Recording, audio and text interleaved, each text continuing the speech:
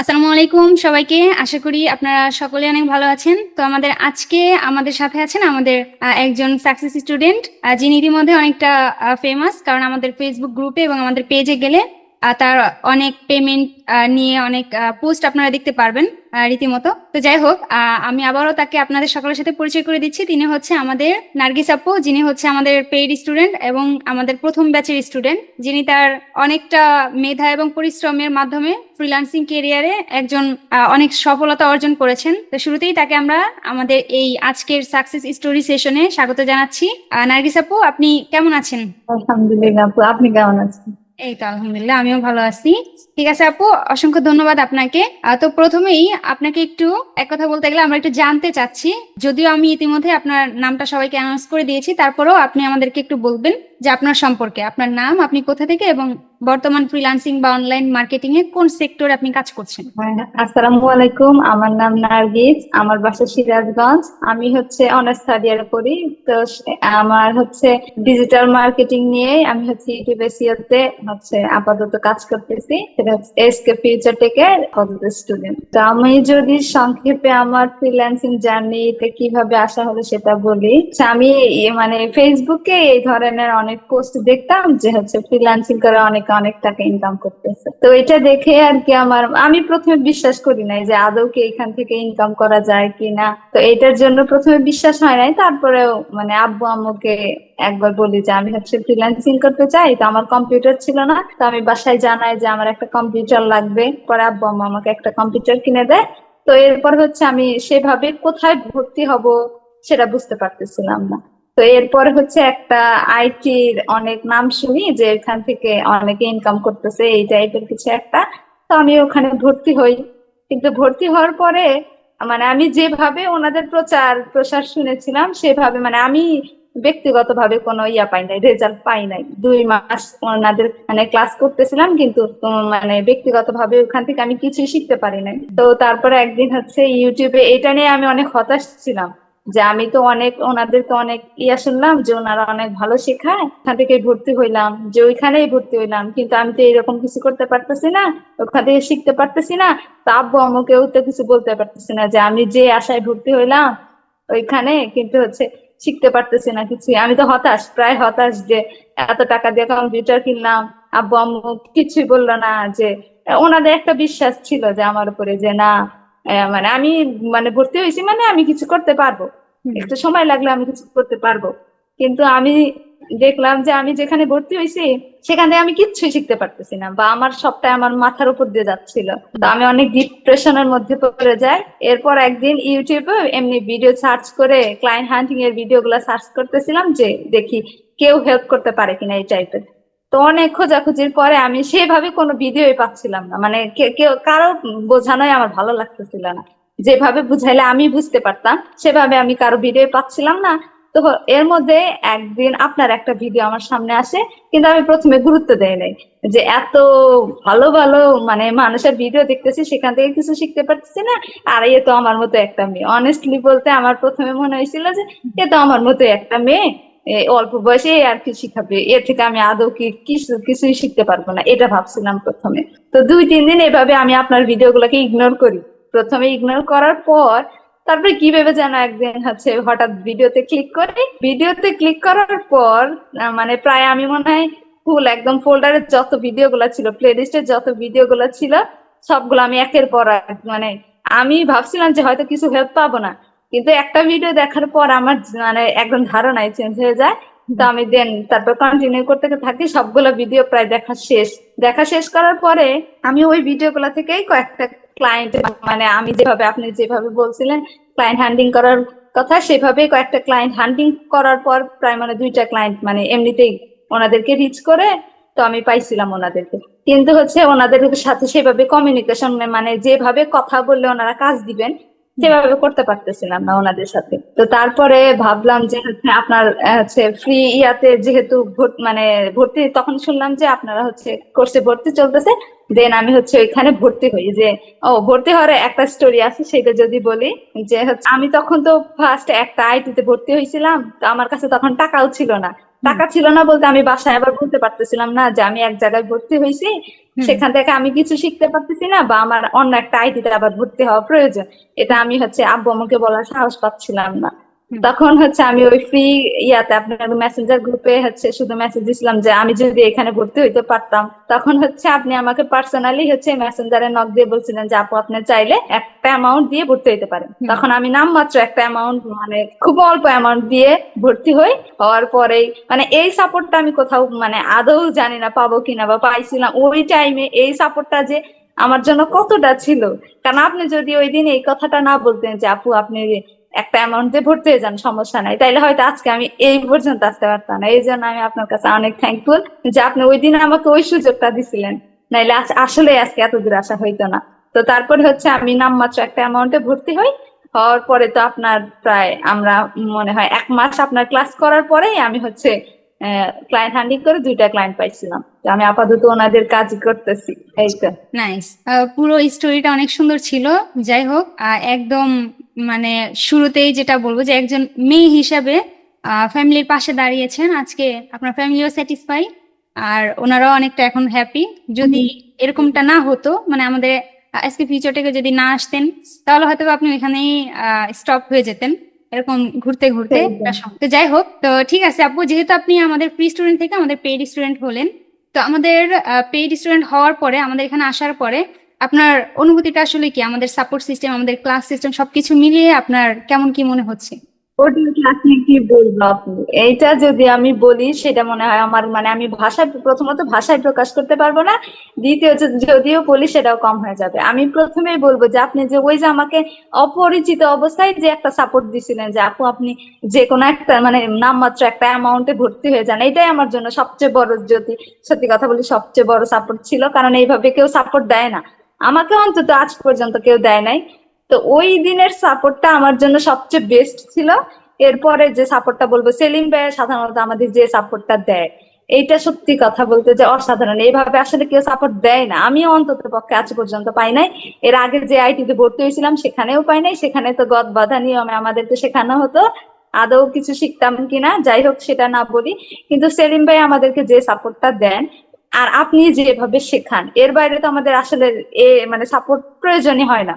কিন্তু তারপরে যে আনুষঙ্গিক আমাদের কাজ করতে গেলে যে সাপোর্টটা প্রয়োজন হয়, এটার জন্য সেলিম ভাইয়ের কাছে অনেক কৃতজ্ঞ। আর এইটা না হলে আমরা সত্যি একটা ক্লায়েন্টের থেকে একটা ক্লায়েন্টে কাজ নেওয়া, দেন ওই ক্লায়েন্টকে দীর্ঘ সময় যাবত ধরে রাখা, তাদের সাথে কন্টাক্ট করা, কিভাবে তাদেরকে মেসেজ করলে তারা আবার আমাদেরকে কাজ দিবেন, তারা আমাদেরকে বিশ্বাস করবেন, এইটার জন্য আপনারা যেভাবে আমাদেরকে গাইড করেন, আজ পর্যন্ত আমি কোথাও এভাবে পাই নাই।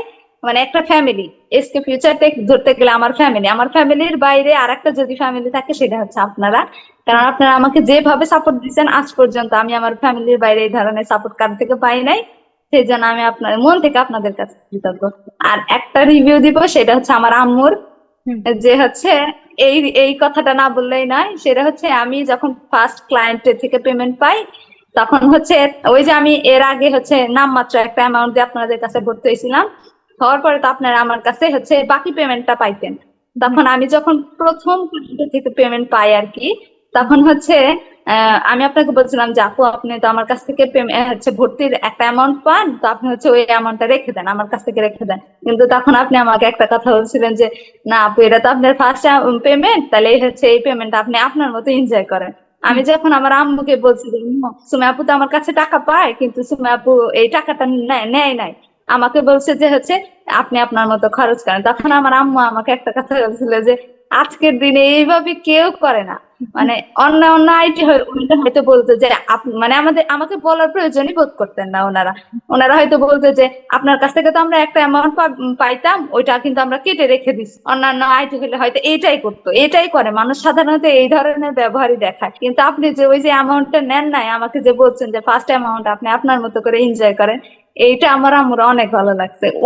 ওই দিনের পর থেকে আম্মু আপনাকে অনেক পছন্দ করে, মানুষ হিসেবে অনেক পছন্দ করে, একটা মেয়ে হিসেবে অনেক পছন্দ করে, যে আপনি যে এখনো এই ধরনের মানুষ আছে যারা এইভাবে হেল্প করে, যারা আমাদের পাশে দাঁড়ায়। আসলে আপনি যদি এইভাবে সাপোর্ট গুলা না দিতেন আমাদেরকে, হয়তো আমি এত দূর আসতামই না। সত্যি বলতে ওই দিনের সাপোর্টটা না হলে আমি হয়তো আব্বু আমাকে বলতে ভয় পাইতাম যে আমার ভর্তি হওয়ার জন্য টাকার দরকার, আমি বলতাম না, টেনশনে ডিপ্রেশনে হয়তো এই সাইড থেকে একদম ঝরে পড়তাম।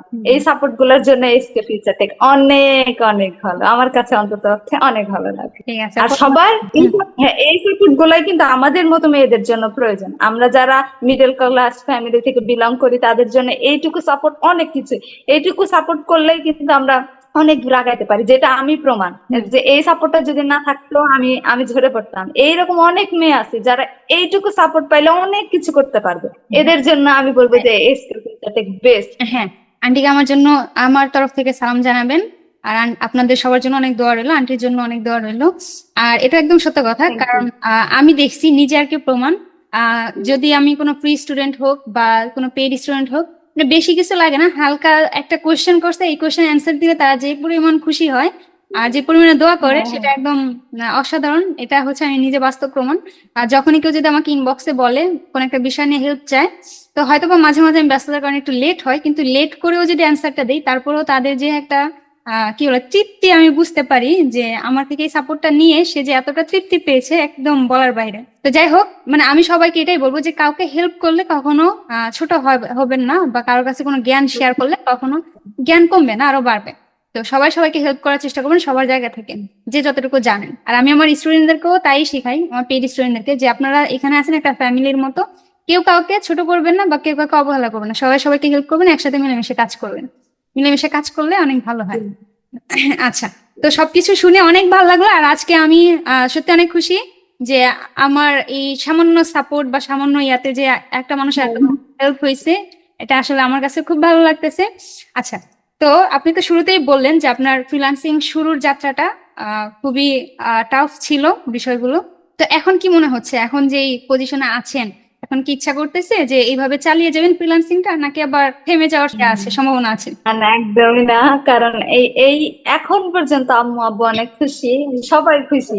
মানে আমার ফ্যামিলি সবাই খুশি। কেউ প্রথমে বিশ্বাস করে না যে আমি আদৌ মানে আর্নিং করতে পারবো। আমার প্রতি আমার বাবা মার বিশ্বাস ছিল, কিন্তু এত তাড়াতাড়ি মাত্র 3 মাসের ফ্রিল্যান্সিং ক্যারিয়ারে আমি যে এত টাকা আর্ন করবে সেটা আমারও ধারণা ছিল না, আমার ফ্যামিলির কারোরই ধারণা ছিল না। এখন তো সবাই খুশি।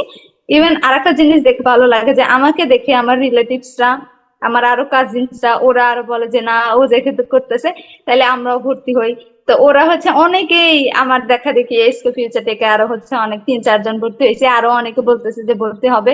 এটা দেখে আমার অনেক ভালো লাগে যে না, আমার মতো একজন মানুষের কাছ থেকে ওনারা হেল্প চান।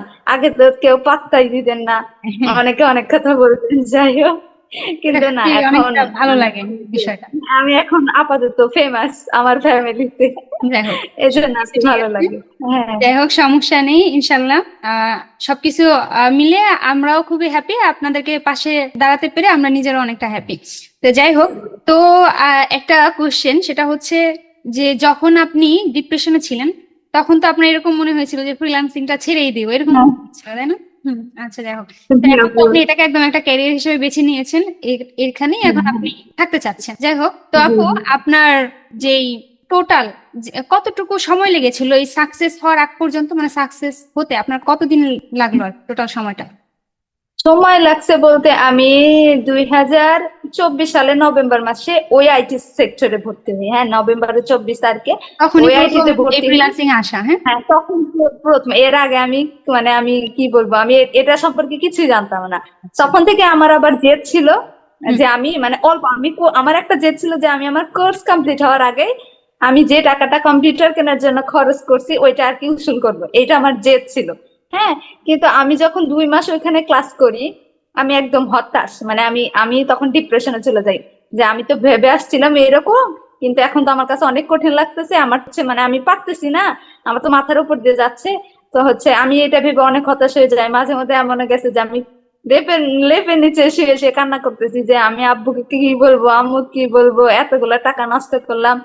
তাও আমার আব্বু, আমার বাসা তো সিরাজগঞ্জে ভালো কম্পিউটার পাওয়া যাইতো না দেখে সেই ঢাকা থেকে আমার জন্য কম্পিউটার নিয়ে আসছেন। তো এত এফোর্ট দিছেন ওনারা, আমি লজ্জায় পড়ে গেছিলাম যে আমি কি করব, কিভাবে ওনাদেরকে বলবো যে আমি পারতেছি না বা আমি এইখানে বুঝতেছি না। দেন আমি ওই 2 মাস ওইখানে ক্লাস করার পর আমি বুঝতে পারছি যে এইখানে বসে থাকলে আমার আর হবে না, বা এদের সাথে ক্লাস করলে আমি আগাইতেও পারবো না, আর হচ্ছে আমি বুঝতেও পারবো না। দেন আমি তখন কি করি, ফ্রি মানে কোনো একজন টিচার আছে কিনা বা আমি কার ক্লাস করলে বুঝতে পারবো এই ধরনের খুঁজতে থাকি।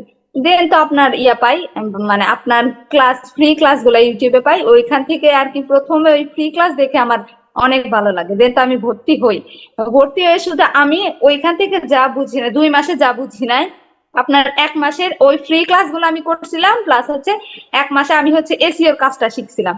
এই হচ্ছে ওই ফ্রি ক্লাস গুলো করার কারণে, আর হচ্ছে এই 1 মাস এসিও করার কারণে এই অল্প দিনের মধ্যে, মাত্র ওই যে আমি বললাম ওইখানে 2 মাস আর আপনার কাছে এই 1 মাস, 3 মাসের মধ্যে আমি প্রায় 1300+ ডলার মানে আমার হয়।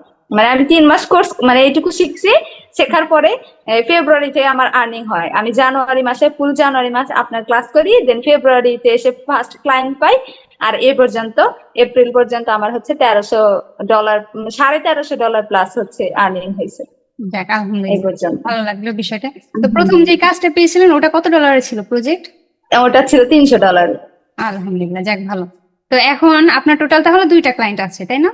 এভারেজ। আমার 2 দিন ভাই, আর ওনারা আমার কাজে অনেক খুশি। ও, নাইস। 2টা কাজই কি ইউটিউবের কাজ? হ্যাঁ হ্যাঁ, ইউটিউবের কাজ। যাক ভালো, এটা খুবই ভালো।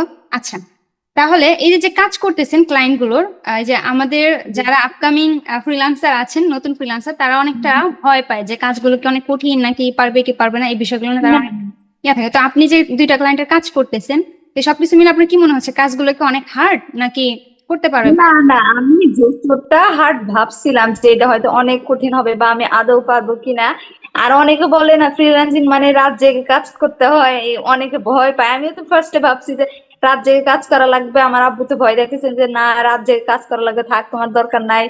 মানে আব্বু মাঝে মধ্যে মানে উনিও বলতেন যে রাত জাগার দরকার নাই। তো হচ্ছে, কিন্তু আমি যখন এই কাজটা শুরু করলাম তখন বুঝতে পারলাম যে না, এখানে রাত জাগার কোনো ব্যাপারই নাই, আমি দিনে যখন খুশি কাজ করতে পারতেছি, যখন খুশি আমার ক্লায়েন্টের সাথে কথা হচ্ছে, ক্লায়েন্ট হান্টিং করছে যতটুকু সময় লাগে এই। কিন্তু ক্লায়েন্টের কাজ করতে আমাদের মোটেও অত হয়রানি হইতে হয় না। আর অনেকে ভাবে যে ফ্রিল্যান্সিং করতে হয়তো অনেক ইংলিশ জানতে হয়, আমাকে সবাই জিজ্ঞেস করে আচ্ছা আমি তো ইংলিশ পারি না, আমি কেমনে করবো। আমি বলি যে না, প্রথমে আমিও ভাবতাম যে অনেক ইংলিশ জানতে হয় বা অনেক করতে হয়, কিন্তু না, আসলেই না। এটা কিন্তু মানে আমাদের একটা ভুল ধারণা যে ফ্রিল্যান্সিং মানে অনেক ইংলিশ জানতে হবে, ইংলিশে একদম মানে মানে সেইভাবে ইংলিশে করতে হবে। হ্যাঁ, কিন্তু না, এটা ভুল ধারণা। ইংলিশ আমার মত আমরা যারা নর্মাল যারা স্টুডেন্ট, আমাদের জন্য একদম মানে কঠিন না। ঠিক আছে, আমরা চাইলেই পারি। আর হচ্ছে খুব বেশি টাইম দিতে হয় না, রাত জাগতে হয় না, এটা ভুল ধারণা। এইটা। ওকে, থ্যাংক ইউ। ঠিক আছে, তাহলে এখন আপনার 2টা প্রজেক্ট রানিং আছে, ক্লায়েন্ট গুলো স্যাটিসফাই, তাই না? জি আপু, আলহামদুলিল্লাহ। ঠিক আছে, তাহলে আপনাকে অসংখ্য ধন্যবাদ আপু। তো আমরা কি আপনার কয়েকটা পেমেন্টের স্ক্রিনশট দেখতে পারি? হ্যাঁ অবশ্যই আচ্ছা, দেখতে আপনি পারেন। মনে হয় ইতিমধ্যে আমার মেসেঞ্জারে পাঠিয়ে দিয়েছেন, তো আমরা একটু সবাই আপুর পেমেন্টের স্ক্রিনশট গুলো একটু দেখে আসি। ওকে, এটা হচ্ছে আপুর একটা পেমেন্টের স্ক্রিনশট, সম্ভবত হ্যাঁ পেপালে নিয়ে আসা হয়েছে। আর এটা হচ্ছে $159, তাই না? আচ্ছা, জি আপু। $160 মতো আর কি টোটাল। ওকে, আমরা যদি নেক্সট যাই, এটা ছিল $427, এটা একটু বড় অ্যামাউন্ট ছিল। আচ্ছা, হ্যাঁ নেক্সট যদি যাই, এটাও ইউটিউবে এসইওর কাজ, এটা হচ্ছে 110 জিবিপি। তাহলে এটাও অনেক বড় একটা অ্যামাউন্ট, বলতে গেলে একদমই কম না বাংলাদেশি টাকায়। আচ্ছা, এটা হচ্ছে $150। আর যদি আমরা একটু নেক্সট যাই, এটাও 110 জিবিপির। এই 2টা মনে হয় একজন ক্লায়েন্টই দিয়েছেন। আর এটা হচ্ছে অন্য একটা ক্লায়েন্ট, এটাও 110 জিবিপি। তো 110 জিবিপি করে 3টা পেমেন্ট সম্ভবত এখানে আমরা দেখলাম। তো যাই হোক, আপাতত এই কয়েকটাই আমরা পেমেন্ট দেখলাম। তো এতক্ষণ ধরে আমরা যেই কথাগুলো শুনলাম আপুর কাছ থেকে, আপু অনেকগুলো ডলার ইনকাম করেছেন। তো আমরা কয়েকটা স্ক্রিনশট তার দেখে নিলাম। হ্যাঁ, ওকে, যাক, থ্যাংক ইউ আপু। আচ্ছা, তাহলে সবকিছু মিলিয়ে খুব ভালো লাগলো আপু, আপনাকে সময় দেওয়ার জন্য অসংখ্য ধন্যবাদ। আচ্ছা, তো আপু, আমাদের যারা কাজ শিখে, কিছু কিছু ফ্রিল্যান্সার আছে যারা কাজ পারেন কিন্তু ক্লায়েন্ট পাচ্ছে না, অনেকটা হতাশায় ভুগতেছেন, তো তাদের জন্য আপনার কি বলার থাকে? যদি কিছু বলার থাকে একটু তাদের উদ্দেশ্য করে কয়েক লাইন বলে দেন।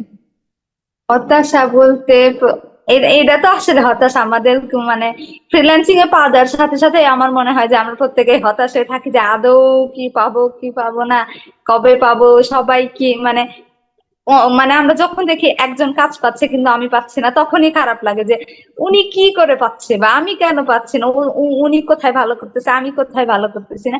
এই দিকগুলো যদি বলি, আমি আমার ক্ষেত্রে যেটা বলি সেটা হচ্ছে, আমি প্রথম 2 মাস কাজ পাচ্ছিলাম না।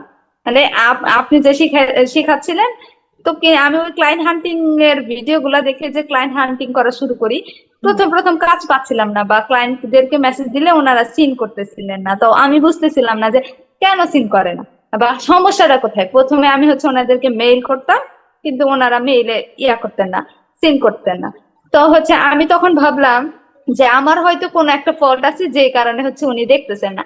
তো তারপর আমি হচ্ছে টার্গেট নেই যে প্রথমে হচ্ছে সব মানে অনেক বেশি ক্লায়েন্ট হান্টিং করতাম, কিন্তু গদ বাঁধা সবাইকে এক ধরনের মেইল দিতাম, যেটা ওনারা মানে সিন করলেও হয়তো রিপ্লাই দিতেন না।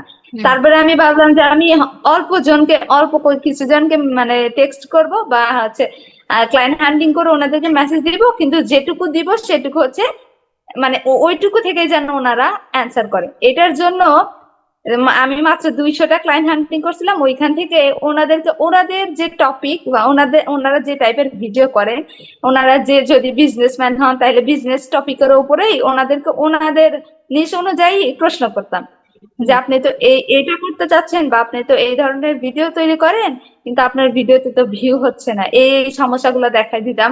তারপরে হচ্ছে ওনাদেরকে কিভাবে ওনারা হচ্ছে ভালো করতে পারেন, দেন হচ্ছে ওনাদের কম্পিটিটর কারা, সেটা আমি অনেক ভালোভাবে অ্যানালাইসিস করতাম। যতটা না ওনাদেরকে অ্যানালাইসিস করতাম, তার চেয়ে বেশি ওনাদের কম্পিটিটরদেরকে অ্যানালাইসিস করতাম। কারণ একটা মানুষ সবসময় এটা পছন্দ করে যে কে তার প্রতিদ্বন্দ্বী, সেটাকে মানে তাকে বিট করার জন্য।